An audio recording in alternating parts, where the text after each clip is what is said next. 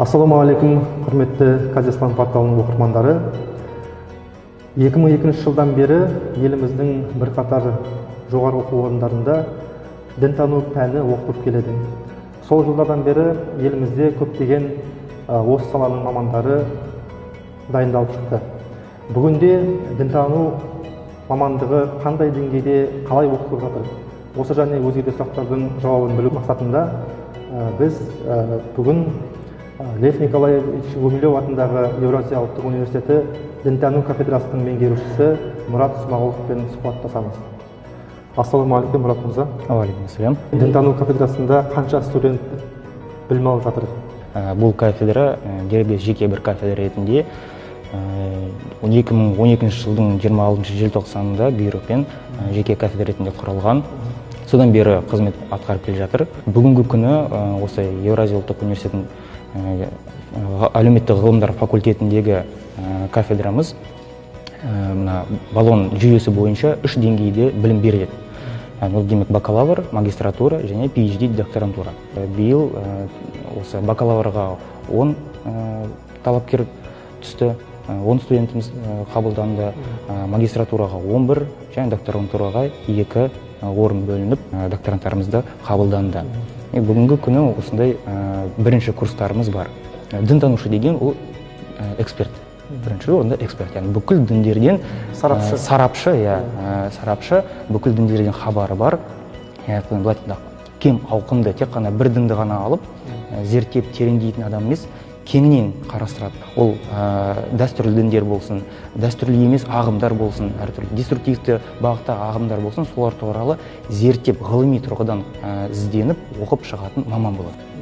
Діндердің тарихын, діндердің болмыс бітімін, оның жалпы біздің осы қоғамға әсерін зерттейтін мамандар болады. Дұрыс айтасыз.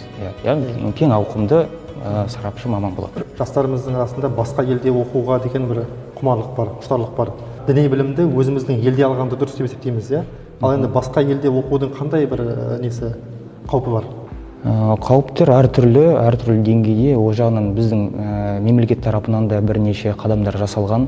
Болашақ бағдарламасын білесіздер, 2011 жылдан кейін ол жобада бакалаврды оқыту да тоқтатылды.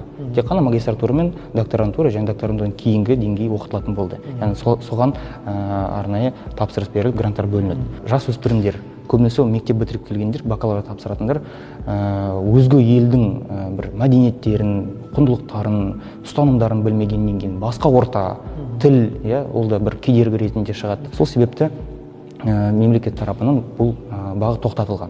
Ол да кез келген салада сондай, әсіресе діни мәселеде де тура сол болып келеді. Яғни ешбір діндерден хабар жоқ, немесе белгілі бір дінді оқимын деп талпынған талапкерге де тура сондай жағдай болады. Ол өзге елге барған кезде ол елдің ерекшеліктерін білмеген соң, әртүрлі қиындықтарға түскеннен кейін белгілі бір ағымдардың немесе топтардың ортасына қалай кіріп кеткенін байқамай қалады. Яғни ол жерде ішкі сүзгісі жоқ студент сол жерге барып оқыған кезде ол бүкіл ақпараттарды қабылдай береді.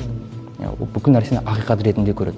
Егер де шетелге шығамын дейтіндер болса, міндетті түрде негізгі білімін осы жерде біздің Қазақстан елімізде алып шыққаны абзал. Біздегі білім беру бағдарламалары дінтану болсын, теология бағытта болсын, олар бәрі Қазақстанның тарихын ескеріп, соған арнап жасалған.